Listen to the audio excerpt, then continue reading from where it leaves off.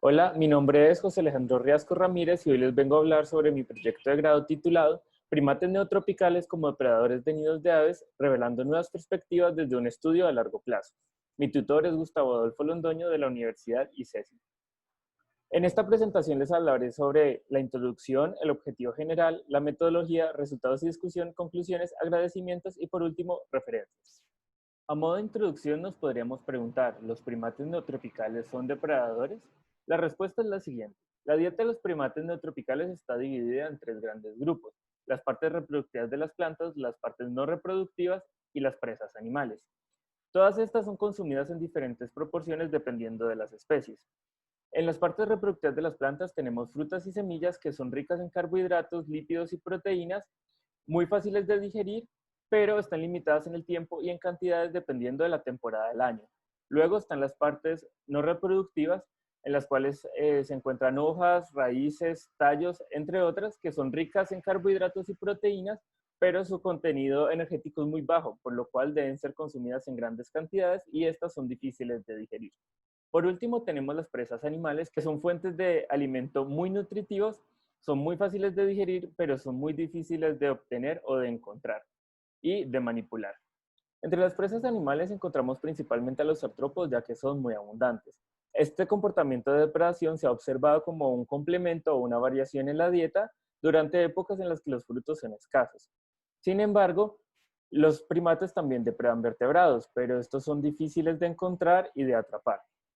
La depredación es algo que ocurre rápidamente, son momentos fugaces, por los cuales los observadores pueden omitir estos momentos y por eso la depredación de vertebrados está reportada en menor grado.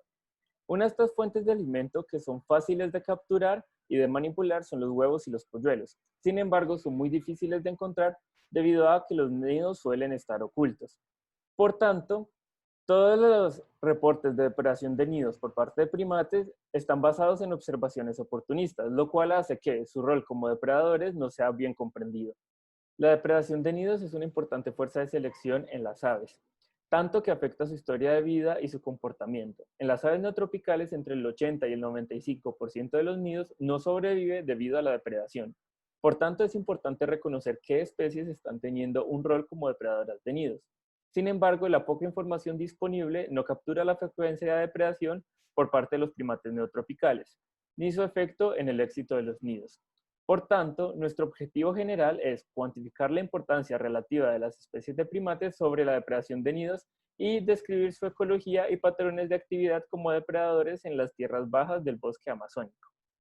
Para ello, trabajamos con datos no publicados de un estudio de monitoreo de nidos realizado entre el 2008 y 2014, entre agosto a diciembre, en el Parque Nacional del Manú, al sur del Perú, en dos estaciones: Pantiacoya, que está entre los 350 y los 500 metros sobre el nivel del mar, y San Pedro, que está entre los 1200 y los 1600 metros sobre el nivel del mar. La búsqueda de nidos se realizó por equipos repartidos en las diferentes estaciones: 9 personas para Pantiacoya y 7 personas para San Pedro. El esfuerzo de muestreo fue de aproximadamente 10 horas al día, 6 días a la semana, y cada voluntario recorrió aproximadamente entre 5 a 10 hectáreas. El monitoreo de nidos se llevó a cabo por cámaras trampa, aproximadamente entre 10 o 27, que se ubicaban entre 0.5 o 1 metro de distancia horizontal del nido, ocultas en la vegetación. Cada cámara tomaba aproximadamente 10 fotos por activación del sensor y estas estaban establecidas hasta que el nido fuera exitoso o depredado. Para saber esto, cada cámara se revisaba cada 6 días. Para el desarrollo de este estudio se tomó la matriz de monitoreo de nidos y se filtraron los datos asociados a depredaciones por primates. Posteriormente se reorganizaron en una nueva matriz que tuviera las variables de interés. Simultáneamente realizamos una revisión bibliográfica en las diferentes bases de datos que son Google Scholar, JSTOR, Science Direct, Web of Science, entre otras, utilizando diferentes palabras clave como depredación, consumo, neotropicales, neotrópico, nidos, polluelos, huevos, entre otros, tanto en inglés como en español. Y encontramos un review reciente de Meneses y Marini del 2017 que tenía mucha información sobre depredaciones por parte de primates en el trópico. Por eso tomamos este como base. Lo que hicimos fue buscar por medio de la bibliografía reportes que complementaran este estudio. Posteriormente, para los análisis estadísticos, se utilizó un test de Chi cuadrado para evaluar las diferencias en la frecuencia de depredación de nidos entre las especies de primates, esperando que todos depreden la misma proporción de nidos. Adicionalmente, se utilizó este mismo test para ver si hay tendencias en la depredación basadas en el tipo de nido o en el contenido.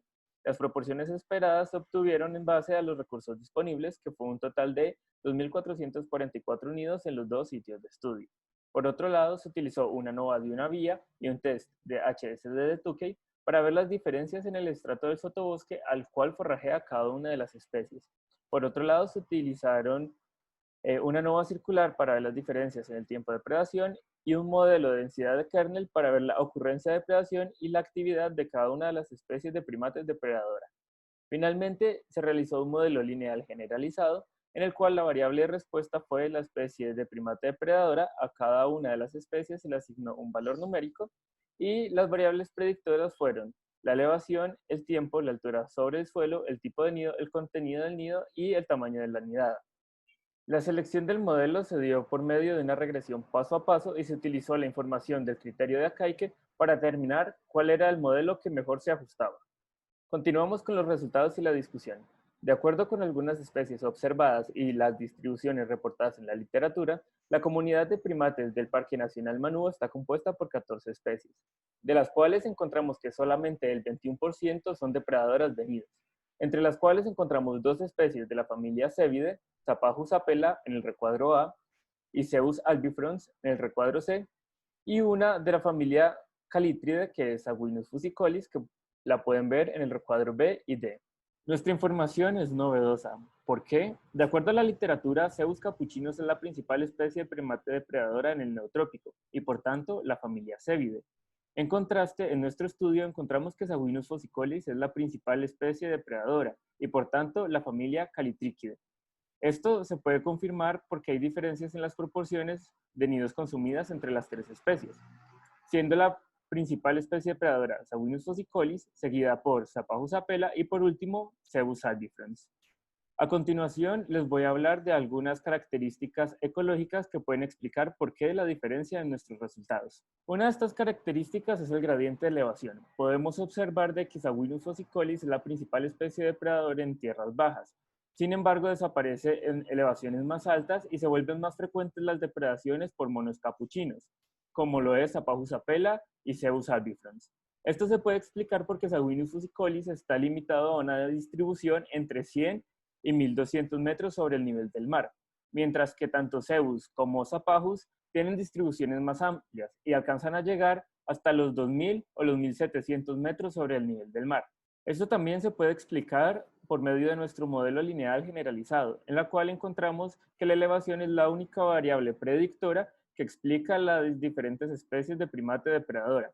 Por tanto, se entiende, según nuestros resultados, que a mayores elevaciones es más probable que una depredación de nidos sea llevada a cabo por una especie de mono capuchino, especialmente Zeus albifrons. Adicionalmente, encontramos que el impacto de los primates como depredadores de nidos es menor en tierras altas, dado que aquí solamente ocurrieron el 9% de los eventos de depredación. Por tanto, la presión de depredación impuesta por los primates disminuye con la elevación. Otra característica a tener en cuenta es el uso del espacio, especialmente el estrato en el sotobosque que utilizan durante la alimentación. Según nuestros resultados, Zapajus apella utiliza un estrato diferente a Aguinus fusicolis y a Zeus albifrons, enfocándose en los nidos distribuidos en la parte alta del dosel, mientras que las otras dos especies explotan los nidos ubicados en la parte media o en el suelo. La distribución de Zapajus y de Aguinus corresponde con la reportada en la literatura, puesto que Zapajus suele alimentarse en la parte alta del sotobosque y en la parte baja del dosel, mientras que Aguinus explota desde el suelo hasta la parte alta del sotobosque. Por otro lado, la distribución de Zeus albifrons no corresponde con la reportada en la literatura, puesto que él se suele alimentar desde la parte alta del sotobosque hasta la parte alta del dosel. Esto puede explicar la baja frecuencia de depredación reportada de Zeus albifrons, puesto que según la literatura, él suele estar en la parte alta del dosel. Entonces, nuestras observaciones pueden corresponder a datos atípicos en su comportamiento. Es importante recalcar que el uso del espacio es importante para las especies de primates neotropicales, especialmente cuando se encuentran en simpatría, como es el caso de estas, dado que se reparten en diferentes nichos y explotan diferentes recursos. Nuestros resultados indican de que no hay tendencias en la depredación de nidos por parte de los primates, es decir, los nidos no se están seleccionando de acuerdo a su forma, qué tan ocultos están o su contenido, sugiriendo así de que la depredación de nidos ocurre por eventos oportunistas mientras los primates están buscando alimento en la vegetación. Es decir, no parecen estar buscando activamente los nidos, los cuales pueden ser un recurso impredecible en el espacio y en el tiempo. Por tanto, el encuentro con un nido puede estar relacionado por el método de búsqueda de alimento o el tiempo invertido en este, y esto puede explicar las diferencias en la frecuencia de depredación entre las especies de primates. En la literatura encontramos de que Zaphajus apella suele buscar proteína de forma manipulativa o destructiva en la vegetación, especialmente entre las estructuras vegetales, como por ejemplo el internodo del bambú o de la guadua. Por otro lado, encontramos que Zeus albifrons suele buscar proteína, especialmente en la superficie de las hojas. Finalmente, encontramos que Saguinus fusicolis suele buscar la proteína de forma manipulativa pero no destructiva, especializándose en presas ocultas en agujeros o en hojarasca. Entonces, encontramos de que las especies de primates más reportadas son Saguinus fusicolis y Zaphajus apella, los cuales tienen una forma de forrajeo manipulativa. Entonces, la diferencia de frecuencias de operación entre estas dos especies se puede deber al sustrato en el cual forrajean, ya que, como mencioné anteriormente, Zaphajus suele buscar dentro de estructuras vegetales, mientras que Saguinus se especializa en agujeros o en hojas, los cuales corresponden a materiales que pueden utilizar las aves en sus nidos, aumentando así la probabilidad de tener un encuentro con este.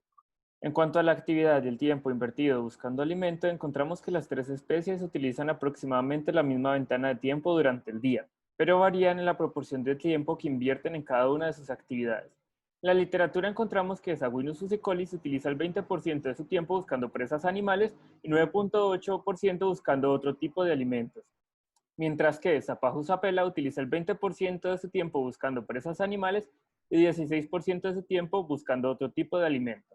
En cambio, Zeus albifrons utiliza solamente el 20% de su tiempo para las dos actividades, buscando presas animales y otras fuentes de alimento. Entonces, podemos observar de que Saguinus fusicolis utiliza mayor proporción de su tiempo total buscando alimento en busca de presas animales. Y podemos entender de que entre mayor sea el tiempo invertido en la búsqueda de presas animales, hay una mayor probabilidad de encontrar un nido. Como conclusiones, tenemos que la depredación de nidos por parte de los primates se da en encuentros oportunistas. Esta probabilidad de encuentro con un nido se relaciona con el método de búsqueda de alimento, el tiempo invertido en la búsqueda de alimento y el rango de hogar. Este último no lo menciono en la presentación, pero se encuentra en el documento escrito. Saguinus fusicolis es el principal depredador de nidos en las tierras bajas del Amazonas del Perú. Su forma de forrajeo enfocado en presas ocultas y el uso de sustrato similar al material con el que se construyen los nidos y el gran tiempo invertido buscando insectos hace que tenga mayor probabilidad de encontrar un nido. Adicionalmente, la metodología con cámaras trampa ofrece un continuo monitoreo y permite capturar momentos esporádicos y breves en el tiempo como lo es la depredación. Adicionalmente, al ser un método no intrusivo, no afecta el comportamiento natural de las especies. Quiero dar especial gracias a mis amigos Lina Guevara, Juan Méndez, Valentina Echeverry, Laura Sánchez, Alejandra Navil y a mis hermanas Laura y Natalia Martínez por todo su apoyo emocional y acompañamiento durante todo el proceso.